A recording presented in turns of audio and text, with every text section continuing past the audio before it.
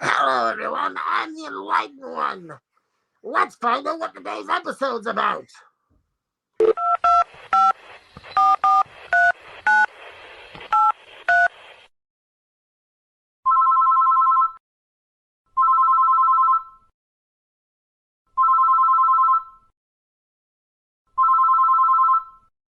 You have reached the Magician's Assistant. If this is the Enlightened One, today's episode is... The Grinning Man. The Grinning Man? Not me, it's my cousin.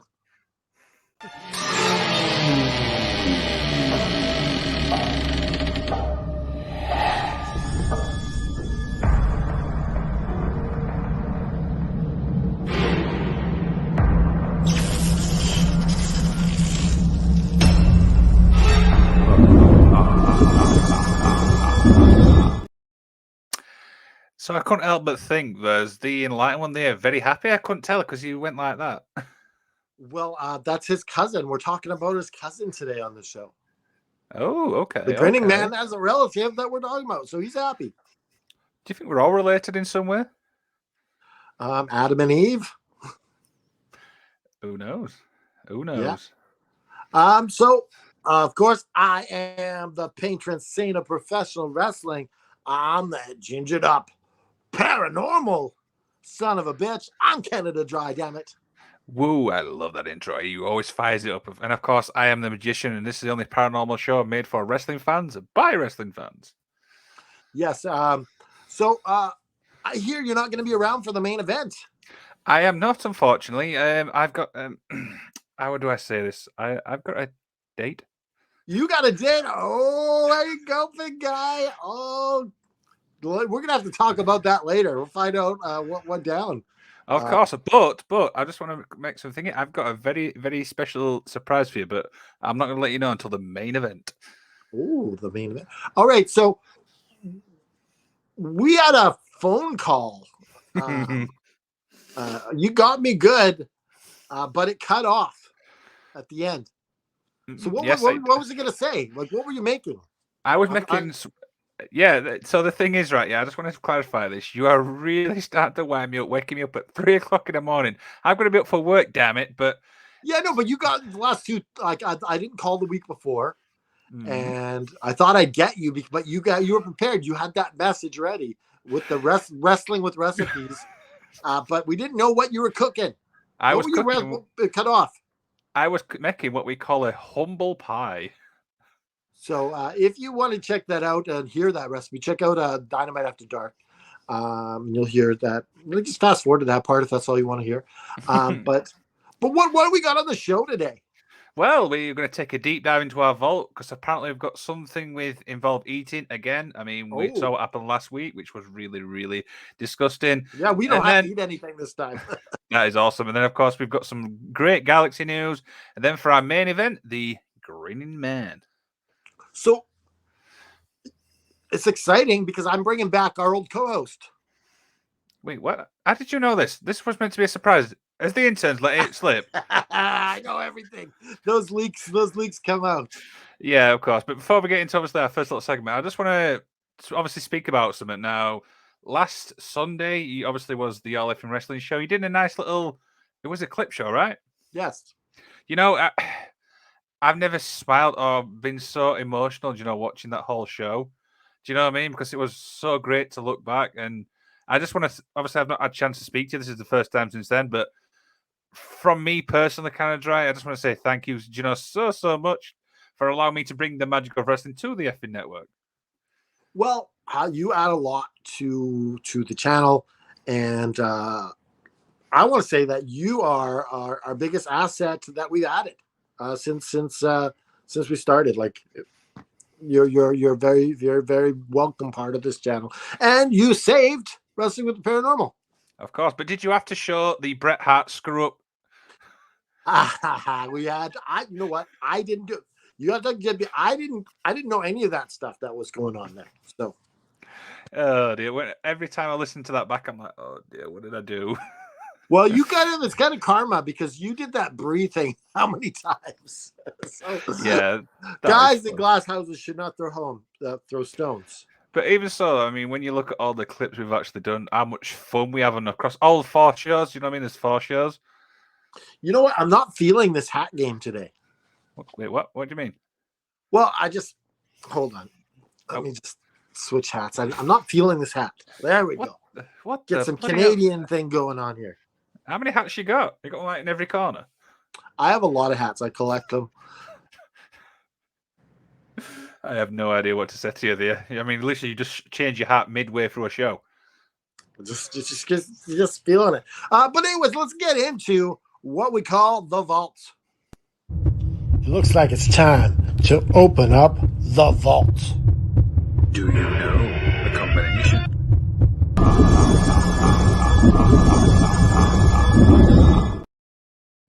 So apparently the interns actually know the combination, but I don't. I don't know the combination. As long as someone knows, that's the important thing. Of course, of course. Now, obviously, as we spoke about in the intro slightly, last week, me and Canada Dry had an apple with ketchup. My response was apparently hilarious, according to some people. Yours was quite, okay, this is kind of good. Okay, so Coop and Michael have sent us more. Paranormal Eats is what we're calling this. As long as we get videos, we'll show them. So Coop sent me another video. So let's show that one first. All right. So to go along with the food challenges, I've come up with my own. I'm at work. We have Tostitos, medium, nacho cheese dip, and a Reese's stick.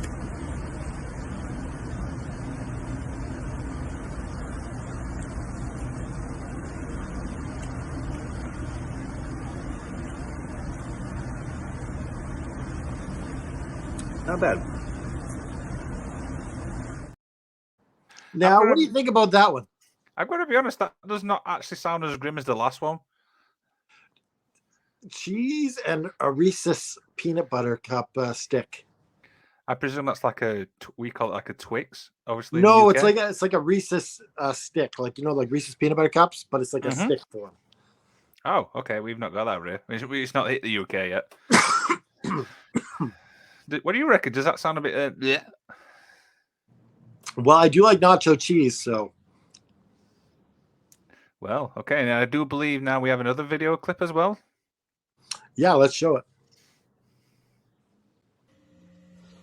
Michael Smith here. This week on Paranormal Eats, I'm doing peaches and mustard.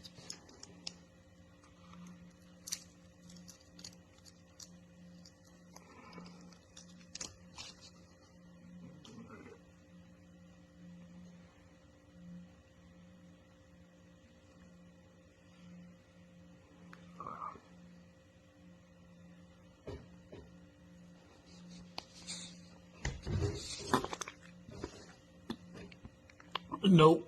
Is it done yet? Yep, they're done. I absolutely hate mustard. So mustard and peaches, not good.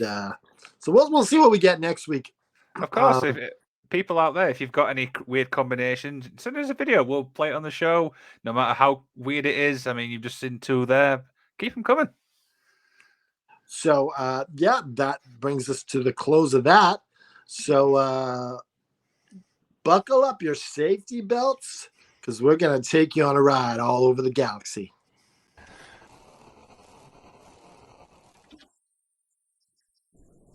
And we're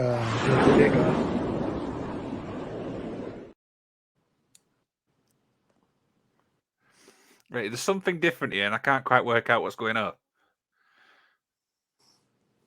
Well, this is your co-pilot speaking, and let's get on with it.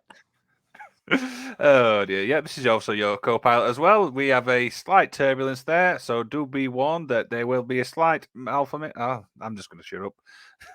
And I've eaten all the peanuts, so there'll be none. Oh dear. Right, so this is obviously part of the show where we take a deep dive into the wrestling world. There's obviously been a lot going on this week. It's been a busy one, do you reckon? I think it's been a good good week for wrestling. I was a little miffed at people on Dynamite After Dark. I gotta be honest.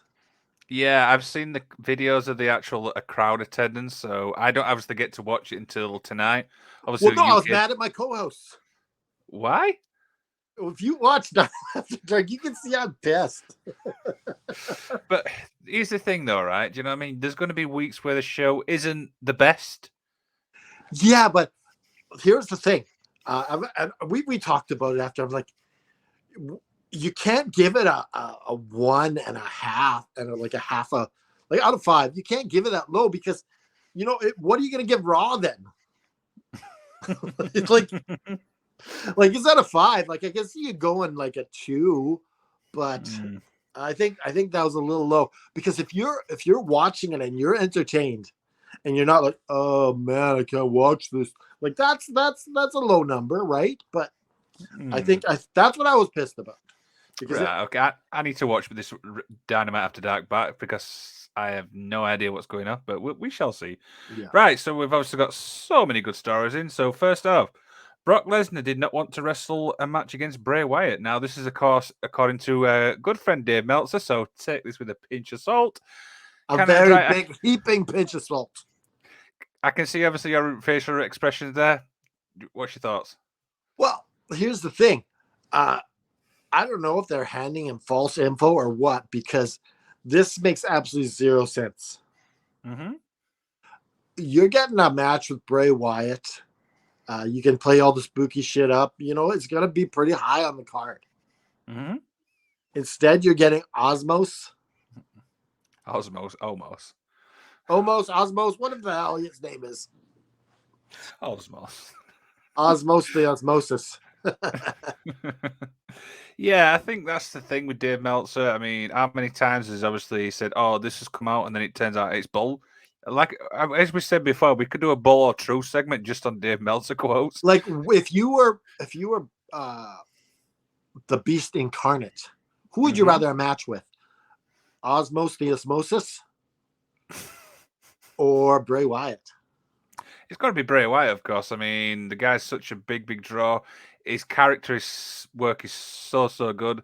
I want to see more of him. I think at the moment, I'm kind of curious for this Uncle Howdy thing. Thing is with that storyline, it draws me out, but then it draws me back in. I'm like in and out. The problem with this is so like drawn out that it's just like, do you even care? Like the mystery behind it is so like since SummerSlam.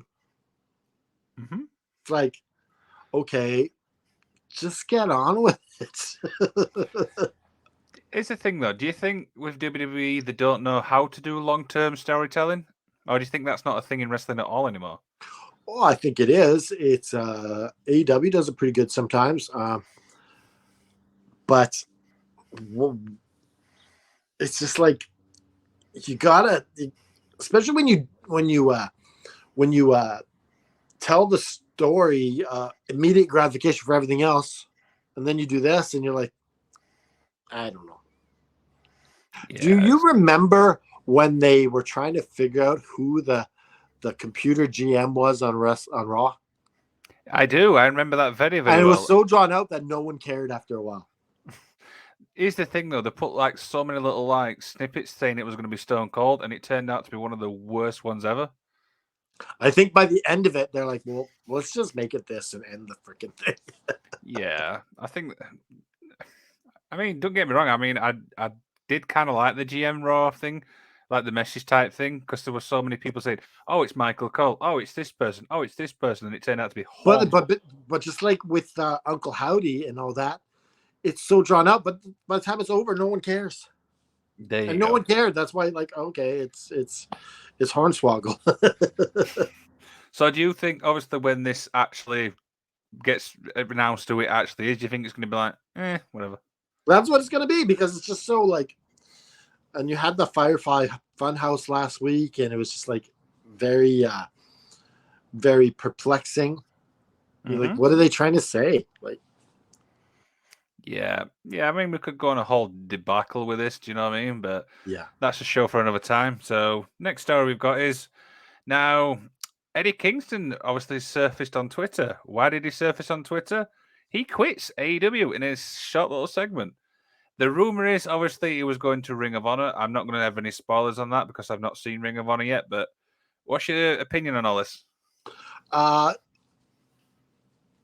I think it would have been good to do it on TV. Like end the show on it. Yeah, I don't think. I think you could have fit it in there. You could have had him come out right after you got that Hobbs bit. You could have went backstage. We have Eddie Kingston here. Why were you and Ortiz fighting? Well, forget about that. I want to tell you something else. I quit. That would have been cool. Yeah, I mean, I kind of agree with that. I feel like it would have got a bit more of a pop. Obviously, Twitter is a big, platform. People have the very outspoken with it, but yeah, I mean, I'm shocked with this because I really do like Eddie Kingston. Yeah, and like that segment doesn't take too long to put out. You just say I quit and be like, whoa, whoa, whoa, and then you move on to the next thing, commercial, whatever, right? It just takes a quick little arrangement of everything. Yeah, definitely. So, speaking obviously Ring of Honor now, Ring of Honor, their debut or their relaunch was actually yesterday. I've got the show to watch, but is there anything you can say about it? Because there's a lot of. I haven't watched either, so I'm probably going to watch it today. So we'll see. I'm excited to see how it goes. It's 2 hours, so it's your money's worth. There was a big show. Like I think they taped 2 weeks worth. So yeah, that's the next obviously thing with this now. Apparently, they're going to be doing what I call it the Impact like type thing, where they record so many episodes in a way. I mean, the way I look at it is we're getting Ring of Honor back. Do you know what I mean? The history's there. I mean, everybody online saying that everything about it is really on the up. And there's some great matches. I mean, Zack Sabre Jr. is on the card. I mean, you can't get any better than that. And he actually called out Bryan Danielson. Oh, we've got to get them two in a match. Maybe a Forbidden Door. Yeah, he said you think you're the best wrestler in the world? He's like, no. It's Zack Sabre Jr. Do you think that's my best English accent, sir? Do you think that match there could actually steal the show? Really, just them two in a ring? Well, you could get that for Forbidden Door. But we spoke about this before. Does it go under the Ring of Honor banner? Does it go under the AEW banner or does it go under the New Japan banner? Well, for Forbidden, I think he's still under contract, isn't he? Yes, he is. So you get that in a Forbidden Door matchup. Yeah. We shall definitely see. But like I said, I've been watching that obviously today as well. So I'm kind of excited because, I mean, it's Ring of Honor. I mean, yeah. Plus, the other thing as well is we might get to see a lot of the roster we don't see on AEW television now. Yeah, I'm excited to see what's going on.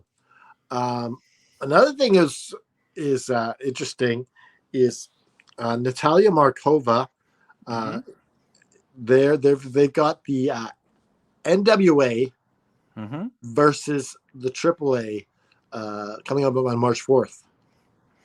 I've seen the match. You'll have to remind me who they're up against.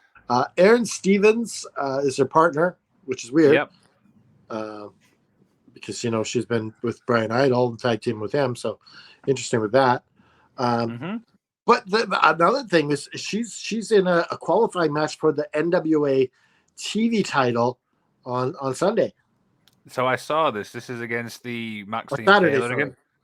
But weird, again? She tweeted that, and the tweet's been deleted. Ooh, maybe something's going. Yeah, it's interesting. I mean, the one thing I like about obviously Markova, obviously we've got time to talk about her, is when she's obviously gone to NBA, she's got so much now potential. You see now, obviously, she's obviously working with other companies like AAA, as you mentioned there. The future looks bright when it comes to Markova. Would you agree with this? I don't understand what AEW's doing. Sign that woman, get her in there at ROH. Like, she makes everyone look good. As far as I'm concerned, she sells better than most women in wrestling.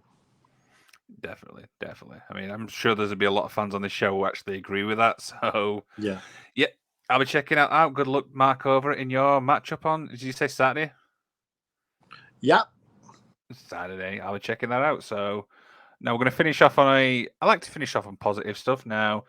Dominic Mysterio revealed that he got permission from Vicky Guerrero to emulate Eddie Guerrero in his current WWE storyline. This includes using the Eddie taunt and calling Rhea Ripley Mommy. I'll get your thoughts on this, then obviously I'll read the quote what it actually said. So I kind of like this because obviously Vicky is still a Guerrero when all's said and done. You don't see people getting permission much anymore. I mean, what's your thoughts? Well, they're pretty close with the family. Mm-hmm. The Guerreros and the Mysterios, whatever the hell their name is. They're obviously not really the Mysterios, whatever their real name is. They're I can just picture someone looking in the phone back. Where's this Mysterio? But yeah, you gotta, especially when there's respect like that. And someone was reporting a long time ago with a fake Vicky account that she was pissed off, and it's like that's so stupid to make a fake Vicky account just to cause trouble. Yeah. And obviously, I've read obviously what Dominic actually said. He says, being able to talk to Vicky, it's been little things here and there. She'll reach out and be like, I love what you are doing. I'll reach out to her and go, hey, hopefully this is okay. Little things like that. I just never want any problems with the Guerrero family. It's all love and respect at the end of the day. Even before the Judgment Day storyline started, I asked someone in WWE if I could reach out to Vicky and ask her if it's okay. We obviously hear all like there's feuds between AEW and WWE wrestlers, but I kind of like this because it's two separate companies. You know what I mean? In a way. Yeah, and here's the main thing: is Vicky's finishing up her contract with AEW here. Could she go to WWE, or she just had enough? I mean, the thing is, if she goes back to WWE, who does she go with? You know what I mean? Is she going to get like lost in the wasteland in a way? Well, you could actually have her just being the consultant to the Judgment Day. Could be. I mean, I'd like that. Just she's peering in, just like, excuse me, and then all of a sudden Judgment Day comes out. Here's the thing, though, right? I mean, I've never been a Vicky Guerrero fan, but once you actually learn what she's like behind the scenes, she's such a respectable person. I'm thinking you are actually really, really funny. Do you know what I mean? And I feel like there's a lot of that. I don't think AEW used her right. You get such that cheap heat with that. Excuse me. People booed her so much when she was so good at that, and I don't think AEW used her right. No, I agree there totally, and I feel like that's the same with Nyla as well. I feel like putting them. Nyla Rose, she's limited. Mm-hmm. I don't know about her. Yeah, but like I said, whatever Vicky obviously decides, you know what I mean? She's had a phenomenal, obviously, career. Do you know what I mean? She's got so many good things, which we can say. I mean, the storyline we had Edge is probably one of my favorites. Yeah. But whatever she decides, you know what I mean? All the best to her, do you know what I mean? As long as she's happy. All the best. She's earned it, and I'm sure she'll go in the WWE Hall of Fame and the AEW Hall of Fame one day. Oh yeah, definitely. I cannot wait for that. So that wraps the Galaxy news up. But I've got to ask, what we got on the show this week? For Sunday, yes. We have AEW Revolution Game Day, and we're gonna help everyone with their bets. We're gonna get those money picks in there. So when you bet, you're gonna have the knowledge of us professionals here at All F and Wrestling, and we're gonna get you those picks, and they're gonna help you make some money. And the best part of that is absolutely free. Yeah, and so you got you saw that picture I made for you for Saturday. Yes, I'm going to show it on the show tomorrow. So tomorrow, obviously, I've got a guest co-host. Obviously, Rich Southwood's going to be joining me. Mr. Rags is obviously we on family business. So Rich is going to be joining me. And we're going to be taking We're going to be answering questions that fans seem to actually search on the internet. And when you think Any about questions? and when you think about it, do you know some of the questions they actually ask? They are so ridiculous. It just makes me think, what the hell are you searched that for? Correct. Like you see some weird questions. I see like, how do you know if you're pregnant? You see those things on Google? Like, Yeah, I have. Like one of them, I think the funniest one I've always seen is like, does Tony Khan own AEW? Well, I imagine so. it's like an obvious one. Yeah. So we're basically going to be acting like the Google. We're going to be answering these questions. Oh dear. So it's going to be fun. Check that out. That'll be at 10 p.m. UK time, which is obviously 5 Eastern, and yours is 1:30 Pacific. 10:30 Pacific, 1:30 Eastern. Sorry, you are all confused because you're over there in UK town. I'll get these time zones right one day. Do you know what I mean? That's all right. I don't mind. Just make sure the clocks don't go back again, because then I remember that one time that you were confused, and I'm like, "Hey, where are you?" I'm like, "I'm not due for another hour." I'm like, "No, it's time." You're like, "Oh shit." Yeah, once I think the clocks just went back, so my time zone was absolutely all over the place. You know. Oh dear. I enjoy that. Do you know what I mean? Maybe in a future episode we could look back at some of how much fun we've had on the show. I think it's a great idea. Absolutely. I've not said that for a while. I've just noticed. You're getting free passes. Right then, shall we get to the point while we're actually here? Because we have some T-shirts. We finally got these shirts up. Oh yes, yep. So, do you want to explain a little bit Okay, briefly you about put the them? first shirt up, and I'll tell you what the name. That is. So it says, "Effing Wrestling. Our cult's drink tastes so good it covers the taste of poison," and that is we're going by flavors, and that's strawberry flavor. This is cherry, and this is purple drink, and one of my favorites, blue blast. Yeah, do you know what? I really do like this one. I feel like that could really, really good on a t-shirt. But do you know the other thing as well is if you look at that actually goes with our color scheme. Yeah, it goes with the color scheme on the show. It goes with AFW. So purple drink. Yeah, I'm probably gonna get cherry, blue blast, and purple drink. Hey, do you know what? I've just realized actually next week is AFW backstage. It's me versus Haney. Finally. Well, you also got him this week at the Revolution, so it's a big match for you. Oh yes, this guy's been absolutely butchering me for weeks. Do you know what I mean? It's going to be hard to show up on AFW backstage if you lose. Yeah, and do you know the worst thing is it's obviously I'm part of the show, but Mr. Isaacs is going to try and keep peace between us both. We'll see how that goes. Yeah, we'll see how it goes. So let's get to the main event. This main event is brought to you by backshaves.com. So which tier do you have? Which tier are you on? I'm not actually on any tier. I've been meaning to speak to obviously Mr. Isaac because I do believe he's on the premium tier. Sorry. Oh yeah, he loves it. I'm thinking about getting that premium tier as well. But I'm just a little concerned. I got to clean up my house every time one of these pretty girls comes over to shave my back. I'm like, I can't let him see this mess. Oh dear, but yeah, that's it. Backshaves.com. Everybody, they will come to your house, no mess, and they will do everything for you. Simple as that. You can't really get better than that, can you? That's backshaves.com. And of course, let's get going with that intro. Is it story time? It's story time with Canada Dry, baby.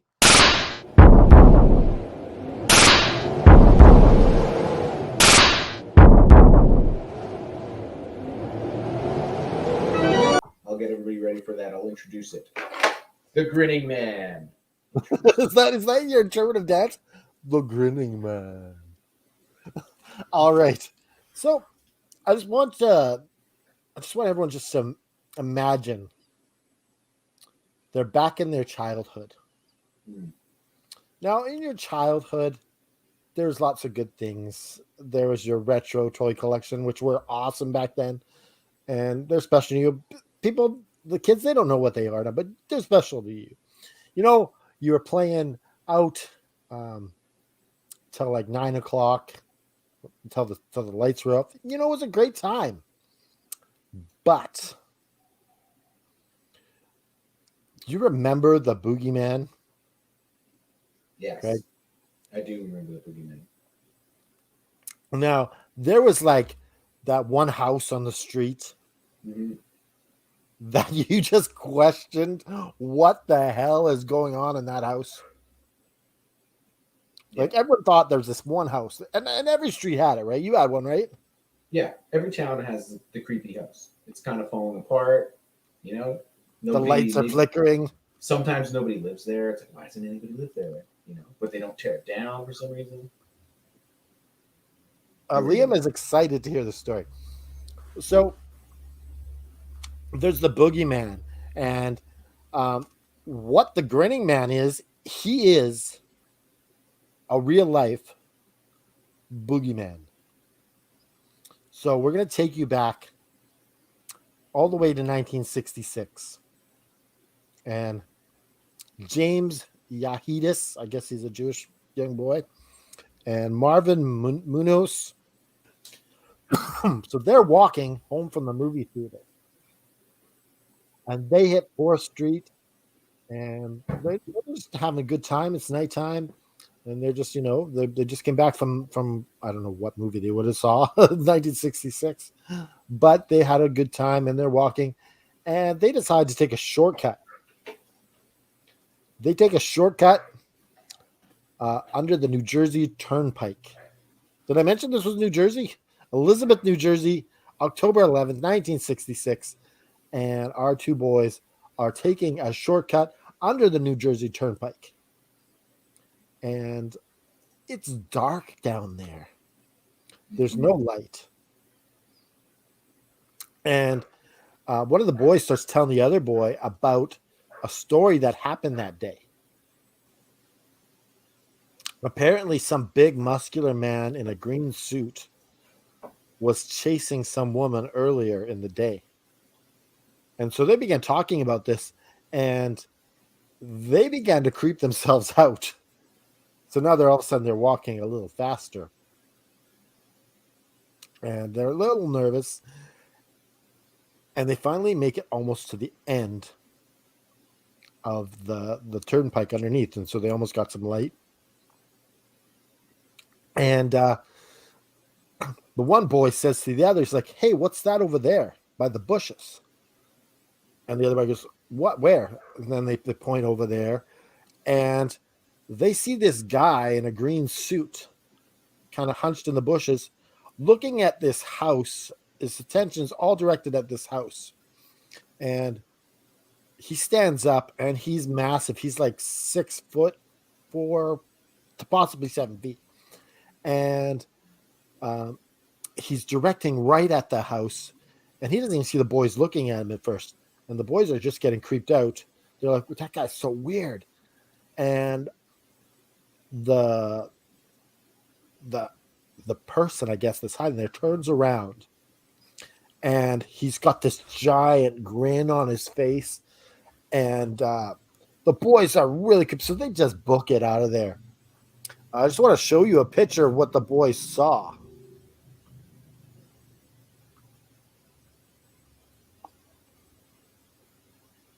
Prepare yourself. This is what the boys saw. And they just booked it out of there. You see the eye, how far the eyes are, like they're really beady, and then they're really far apart. The other thing that happened in this sighting was, what's his name? John Keel. He was investigating a UFO in the area, and he heard the boys had seen the Grinning Man, and he went to go investigate their story. And it turns out that somehow it's connected to the UFOs in the area at the time. Mhm. Our second story from the Grinning Man, it happens that same year. 1966. Yeah, actually it's a month later, on the 2nd of November. Woodrow Devenberger, Mm-hmm. he's a sewing machine salesman. He's driving down the street, going to one of his next sale calls, and out of nowhere, a spaceship drops right in front of him and parks right there, so he cannot move any further. And out comes this guy right here, and he approaches the car, and he begins to speak with Woodrow telepathically. And he's beginning to talk to him telepathically. And he asks him, what is that strange glow on the horizon? And he answers, well, that's the town up the street. And he decides that he's going to introduce himself to Woodrow. And he says, my name is Indrid Cold. Mm-hmm. Then a cold, Cold. Mm-hmm. And he has some more strange questions. They do telepathic. Telepathy? Is that what it's called? Telepathy? Telepathy. So they do telepathy. And he says to him, this is the creepiest thing, I will see you again, Woodrow. And he so the other thing that we want to look at is this is connected to the Point Pleasant Mothman sightings, which we did a show on. Mm-hmm. So this just happened just 2 weeks before the Mothman sightings, and it's just like it's nearby the Point Pleasant town. And so in the middle of the Mothman, in the height of it all, the Grinning Man was seen in the outskirts of Point Pleasant. So it's kind of connected. So I'm going to make the tag. You ready? Ready. Oh, that was our best tag yet. Best tag yet. Okay, so I'm going to move on to another story, also 1966. See, this is all... They were all over the place in 1966. Around the same year here. The Lilly family. Can't you tell it's 1966 with those names? It's true. The Lilly family. Now, they have already seen some lights in the sky. They've got like some UFO activity going on in their place, like objects are moving, lights in the sky, things thrown from shelves. But at 1:45 a.m. on December 14th, 1966, this is late 1966, Linda Lilly, there's a name for you. Linda Lilly. That's Linda awesome. Lilly. Double L. She It was like a runs wrestling name, right? kind of sounds like a... Ladies and gentlemen, Linda Lilly. Think she'd be a manager? No, she's a women's champion. Linda Lilly. Okay. So Okay. Linda Lilly is young at this point. She hasn't started her wrestling career yet. No, She runs into her parents' bedroom because she was awoken by a clicking sound. So this is something that comes up in other stories too. She was sleeping. All of a sudden, she hears this indistinct clicking. Like she doesn't know what this clicking would be coming from. So it wakes her up. That was very prevalent also in the Kentucky Goblin stories. That's true. Yeah, the clicking sound. So she wakes up, and when she turns around, she sees that there's a grinning man on the other side of her bed. Same description, giant grin, beady eyes. It starts walking around her bed. So this freaks her out. She starts screaming, gets out of her room, runs all the way to her parents. She refuses to sleep in her own room for weeks. I Finally- wouldn't. Yeah. And then finally, after a few weeks of her not sleeping in her room, the paranormal activity kind of calms down. Things stop being thrown from their shelves. They stop seeing lights in the sky. So the Lilly family seems to be okay. But something to take notice that this takes place in Provincetown, Massachusetts. Massachusetts. It's a hard one to say. Massachusetts. I can't say And actually, Go on. multiple families around this time, late 1966 to early 1967, have been experiencing poltergeist activity. Okay, so it's not just an isolated incident. Also, townspeople reported seeing a prowler, okay, wearing a single colored onesie. Okay, some people said blue, some people said green, and they're shiny. and shiny. So that repeats in multiple stories as well. Okay, now you might be thinking, is this just happening?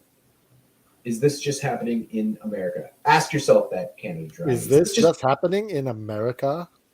No, it's not just happening in America. I got a story from Scotland, okay? Scotland. I was about to say Scotland, England, but that's not correct. Scotland Yard. Scotland. Scotland Yeah. Yard is in England. The town is actually called Dunkeld. This is Dunkeld. We go to Donka. Now, Mary Elizabeth McCrae, she lives with her husband, Alan. They're in their mid-50s at this point. This is 1972, so a few years after where it's happening in the States. 1972, their kids are already grown up. They've moved out. They're in their 50s. November 23rd, they go to bed at 9 p.m. Ooh, early sleepers. Oh, those guys are old.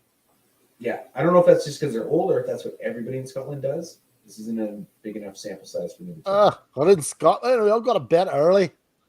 Mhm. It's great. You wake up really early too.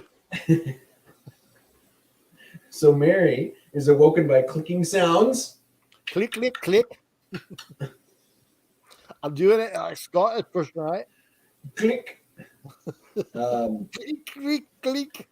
Now this is interesting. Did we do a show on sleep paralysis? We've talked about it before. We've talked about it. Wasn't a whole show. We don't buy it. Oh, was that our?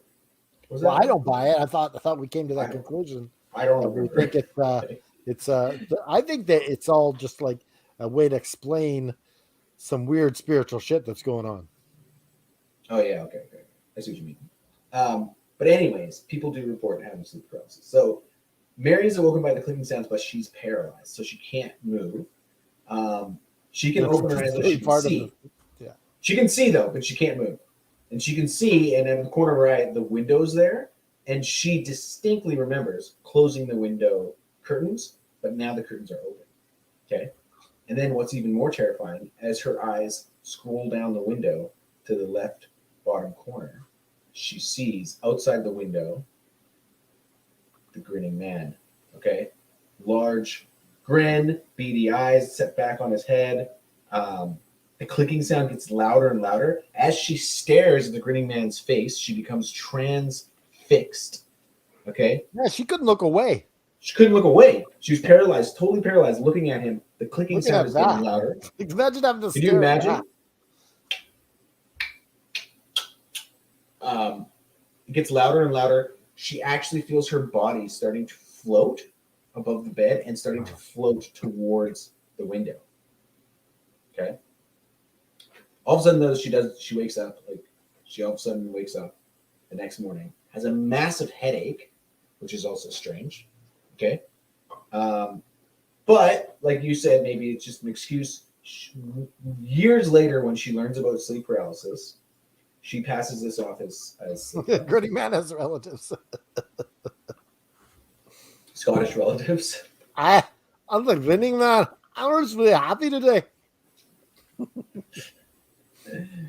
So Mary Elizabeth McRae dies in 2013 at the happy age of 94, and she never forgot that encounter with the Grinning Man. So it made a lasting impression on her memory, as it would, because that's Oh terrifying. Yeah, right. Now, I've got one last story. So you might be thinking, okay, this is happening in America in 1966. It's happening in Scotland in 1972. Is that it? Is this only happening in America and Scotland? Do you ask yourself that?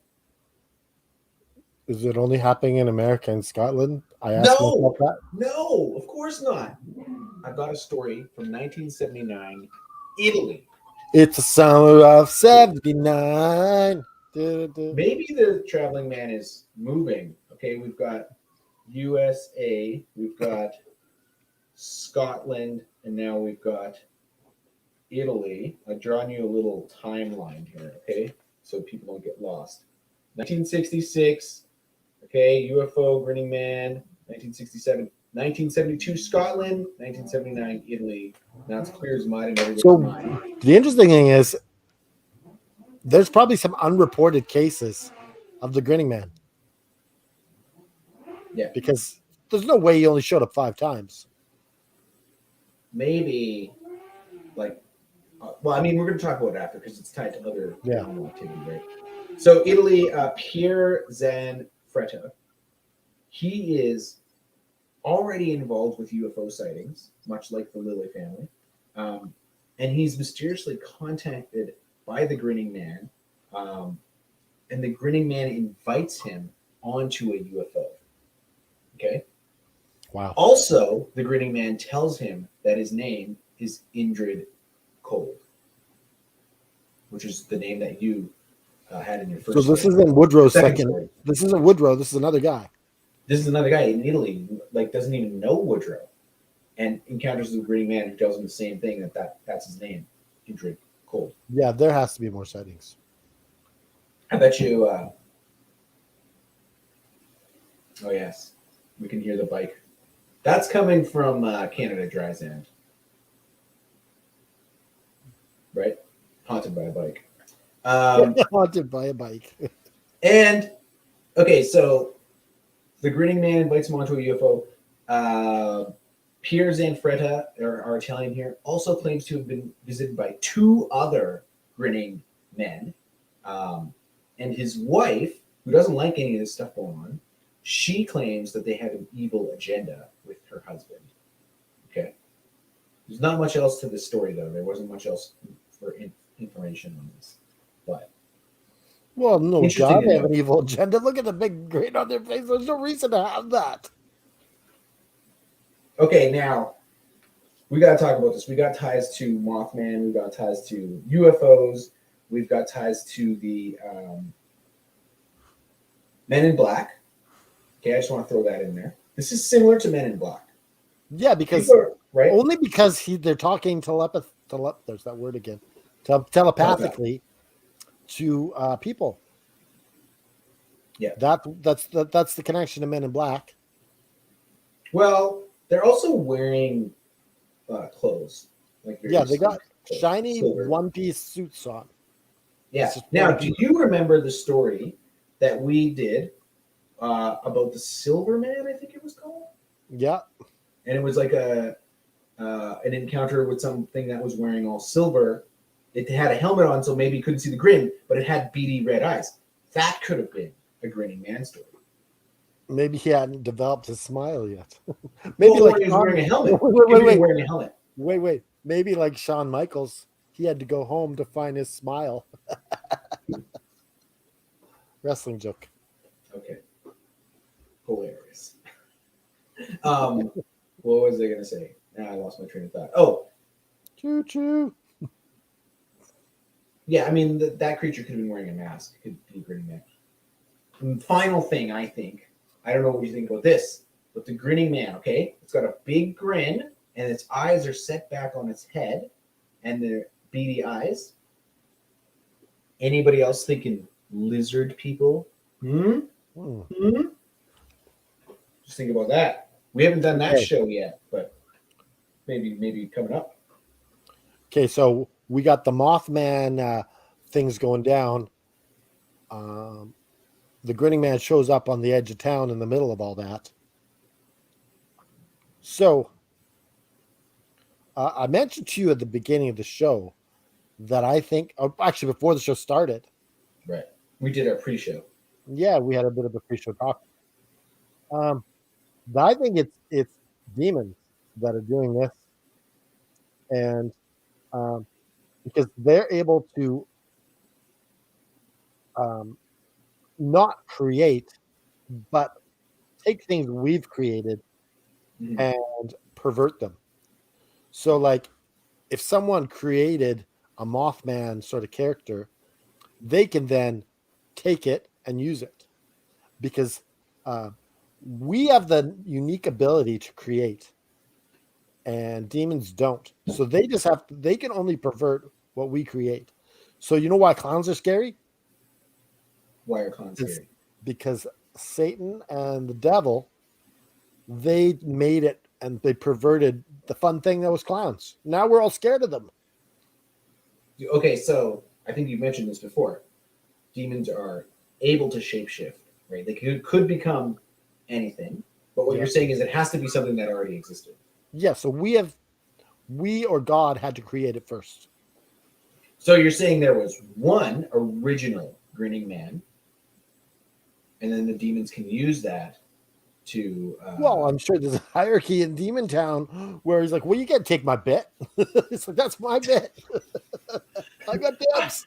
I did the original Grinning Man. I'm the original Grinning Man. I'm the OG. I'm the OG. Yeah, Yeah. there's fights in hell. Like, hey, you're using my Yeah. bit. Yeah. You were scaring those people. And they're Using like, the shit out on my bit. I'm telling the boss. I'm telling the boss. I'm gonna get you in trouble. How do you? If you're already a demon in hell, though, I mean, how do you get in trouble? What is gonna happen to you? Well, they It's have, worse. hypothetically, they all have to be on the same page. They're following orders from the big guy. I don't want to call him the big guy, the Satan. They're following orders by him. Yeah, so- don't stoke his ego. Don't call Yeah. him right. Yeah, exactly. Just that's right. You heard it here. Let's not first. even talk about that. All right. So Okay, interesting. So,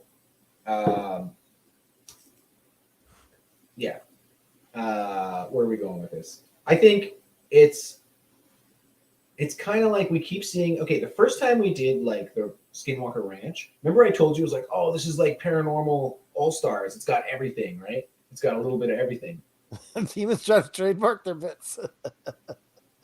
Now, what I'm realizing, if you follow my train of thought, is that before I started doing the show, this is what I've learned from wrestling with the paranormal. Okay, this is what I've learned by wrestling with the paranormal. Wrestling. Okay, I thought like, okay, there's very distinct paranormal activity people have encounters with, but the more stories I look at, the more times it actually is multiple things happening. Right? Like there's lights in the sky, there's UFOs, there's Grinning Man, there's Men in Black. Everything seems to be connected. That it actually does seem like all this stuff kind of happens, right? And it's not just like single. Like I think, if it's demons, I think you're right that it's something that's all on the same page, and it's like it's hitting us with all this stuff. Yeah, like especially with Skinwalker Ranch and the other one, I forget, was Stardust Ranch. Yeah, Stardust Ranch. Yeah. Yeah, they all had weird things. They had Bigfoot. They had Skinwalkers. They had everything. They had aliens, and it kind of makes you think that it's one source controlling everything. So whether it be demons or aliens, but how can the aliens? This is always my big thing with aliens. How are aliens able to get those ghost meters acting all crazy? Because those are for spiritual sort of things, right? Not aliens. Yeah, I don't believe much into like people think like, oh, it's aliens from another planet. I think it's more like, because also these stories have portals, right? Skinwalker Ranch has a portal opening. That's true. The other ranch has a portal. I think it's more like another dimension that is, just under our dimension. Like it's there all the time. It's not like out in space. You know what I mean? Okay, so if we want to, like, you want to go from like the secular perspective, and I take the Christian perspective, is that in the Bible there is talk in many different scripture of a third dimension. Interesting. So that third dimension being where the spirit world lives, like demons You and mean angels. fourth dimension? You mean fourth dimension? Whatever. Anyways, they're living in another dimension. Yeah, yeah. I can get down with that. I can get down. They're with living that. in another dimension. You got spiritual things going on in another dimension. That's why we can't see what's going on with a lot of the spiritual, like ghosts and demons and stuff like that, where we can't see it, but they're able to be in our realm and their realm at the same time. Yeah, and the thing is it's not just like Christian worldview. That most ancient like mythology, like if you look at Greek mythology, there's an underworld and there's like another dimension. If you look at most religions have some kind of other world that can be accessed, right? Whether it's good or bad, right? So I don't think that it's like, and that could be that all of that is seen from the same source. Like maybe the world just is multiple worlds, like, and we just don't often see that other world. But when we do, that's when we get encounters like this. So I think that this is definitely, in my opinion, my final analysis. I don't know what yours is, but my final analysis on this is that this fucker is trying to scare people, get them right, like freaked out, injecting terror into them, and I think it's right down demonic. I don't know what your final thoughts are on that. I think the Grinning Man is definitely from this other world, and if he's got a job, you know, the Men in Black, they try to get you to forget things. They try to get you to not talk about things. That's what they do, right? UFOs probably do experiments. The Grinning Man is an annoying person who wakes you up with a clicking sound. That's the Grinning Man's job, and that is terrifying. Yeah. Like he's not hurting you; he's just there to terrify you. He's there to wake you up with clicks. Okay, he's like an annoying friend who's like, No, but I'm he's trying to there. He's there to just like try and create terror in your spirit. are my clicking sounds picking up on the audio? Yeah, I'm picking up your clicks. I'm picking Picking up up the my, clicks hey, you're dropping. you picking up my clicks? So what is the moral of the story for you, Craig the Gray? Always sleep with earplugs. I sleep with earplugs every night. I suggest all people sleep with earplugs. If you can't hear the clicks, you won't see the Grinning Man. Boom. It's that easy. It's that easy. Doesn't that make sense to you? Okay, so the moral of the story for me is this. If you are on time travel back to 1966 and you go see a movie, don't walk under the turnpike. Stay where it's light, you know, possibly maybe spring for a cab. I don't know. But don't go under the turnpike. And also, The original cartoon for How the Grinch Stole Christmas came out 1966. He's got a big grin. He's got a big grin. Just saying. He does. Look it up. He's got a big grin. Maybe he was based on the Grinning Man. Could be. So I think that's our show for today. If you want to get one of our beautiful t-shirts to support us at Effin Wrestling, we got them both here. We got one up here, one in the background there. So visit Pro Wrestling Tees /Effin Wrestling. Visit our website. We got lots of news stories on there now. We're just like bumping them out. Mm-hmm. Ding! And we're going full steam. So visit effinwrestling.com, and it's got all our social media links. We got Instagram, we got Facebook, we got Twitter, and just find it on there and subscribe to our channel here. We work so hard to bring you great content like this. And you know what? If you buy a Wrestling with the Paranormal shirt, I'm gonna pre-bless it. Me and Craig are gonna pray for it, and when you wear it, a Grinning Man can't touch you, guaranteed. No way. Yeah.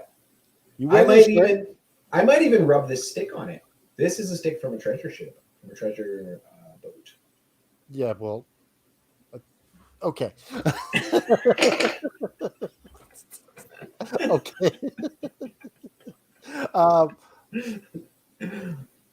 Hit the music. So Where's yeah, the music? tell them Where's that Tell them music? what they do, what they need to do. What you need to do, ladies and gentlemen, is you need to remember to keep on wrestling with the paranormal. Keep on wrestling with the paranormal. Woo! I did mine better than you.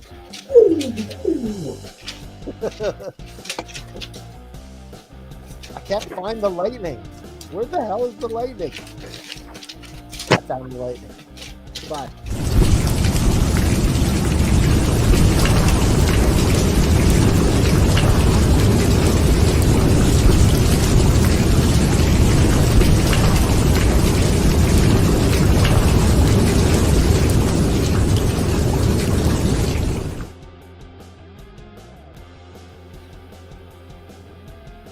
Spade and neuter your pets.